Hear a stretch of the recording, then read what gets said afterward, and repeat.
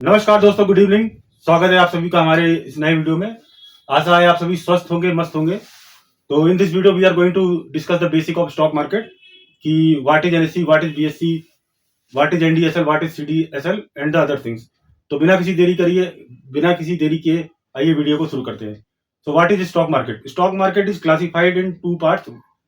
One is primary stock market and second is secondary stock market. तो primary stock market क्या होता है कि जब किसी कंपनी को फंड्स की आवश्यकता होती है तो अपनी कंपनी का शुरू में आईपीओ निकालती है, which is called as initial public offering.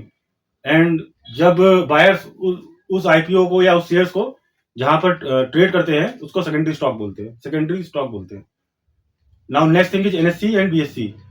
तो as we know, NSC is National Stock Exchange and BSC is Bombay Stock Exchange. So BSC is the oldest stock exchange in Asia and it comes in late 18th century. तो ये दोनों stock exchange जहां पर trading होती है। Now next thing is NDCL and CDSL. तो NDCL and CDSL is just like a intermediatory जो responsible है बोथ बायर एंड सेलर्स के लिए कि बायर को स्टॉक्स मिल गए और सेलर को उसका पैसा मिल गया। Now next thing is SEBI. तो सेबी एक रेगुलेटरी अथॉरिटी है इंडियन गवर्नमेंट की जो बायर्स के हितों की प्रोटेक्शन करती है और स्टॉक मार्केट को रेगुलेट करती है।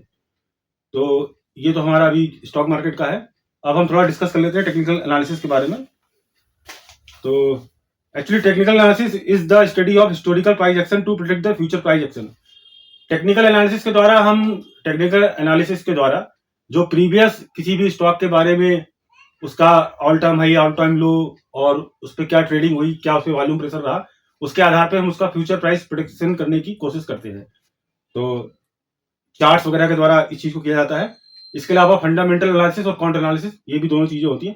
फंडामेंटल एनालिसिस में मान लीजिए कोई कंपनी ए है तो उस कंपनी की क्या बैलेंस शीट है, क्या उसके फ्यूचर प्रोडक्ट्स हैं, क्या फ्यूचर प्लान्स हैं, क्या उस कंपनी की मैनेजमेंट कर रही है, उसके आधार पर फंडामेंटल एनालिसिस के द्वारा भी हम जो है किसी स्टॉक के बारे में उसका फ्यूचर प्राइस प्रोटेक्शन या वो क्या परफॉर्मेंस करेगा आगे चल के ये तय कर सकते हैं। पर फंडामेंटल एनालिसिस एक बिग थिंग है क्योंकि इतनी सारी कंपनियां जो स्टॉक मार्केट में लिस्टेड है, हर कंपनी का एक एक चीज निकाल पाना बहुत ही मुश्किल हो जाता है। तीसरी चीज होती है क्वांट एनालिसिस, जहां मैथमेटिकल फॉर्मूलाज लगा के फ्यूचर प्राइस प्रेडिक्शन किया जाता है, पर ये भी एक क्रिटिकल पार्ट है। तो टेक्निकल एनालिसिस में हम कर सकते हैं क्योंकि मान लीजिए पिछले एक हफ्ते का उसका क्या परफॉर्मेंस था या पिछले एक महीने का या पिछले एक साल का, इन चीजों के आधार पर हम उसका नेक्स्ट डे, नेक्स्ट मंथ या नेक्स्ट ईयर तक का प्राइस प्रेडिक्शन कर सकते हैं। Now next thing is what is bullish and what is bearish.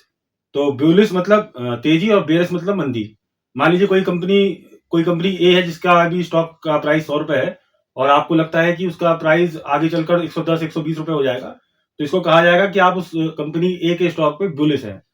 तो बुलिश का मतलब तेजी होता है और बेरिश का मतलब क्या हुआ, अगर कोई कंपनी किसका अभी प्राइस 100 रुपए है और आपको लगता है फ्यूचर में उसका प्राइस 90 रुपए 80 रुपए आ सकता है, इसका मतलब हुआ कि आप उस कंपनी ए के स्टॉक पर बेरिश है। नेक्स्ट थिंग होती है व्हाट इज एग्जिट। एग्जिट का मतलब क्या हुआ कि मान लीजिए आपने आज किसी कंपनी का स्टॉक 100 रुपए में खरीदा था, कल को वो 110 हुआ या 120 हुआ, तो आपने 110 या 120 पे उसको सेल करके अपना प्रॉफिट बुक किया, तो इसको बोला जाता है कि भाई एग्जिट कर लिया आपने उस स्टॉक से। Next thing is stop loss.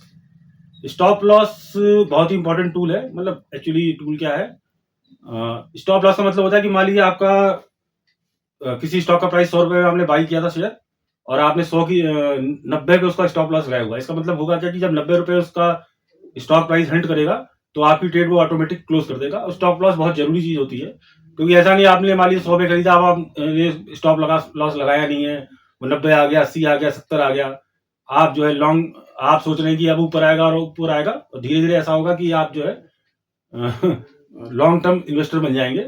आप फिर उसका प्रेडिक्शन ही करते रहेंगे कभी अब 100 रुपए से ऊपर जाए। तो स्टॉप लॉस बहुत जरूरी चीज होती है।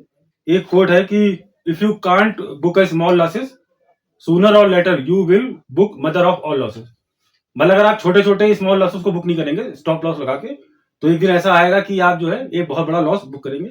एक फेमस स्टॉक ट्रेडर थे, उनकी कोट है। तो इसी के साथ वीडियो को समाप्त करते हैं, मिलते हैं नेक्स्ट वीडियो में। Thank you so much.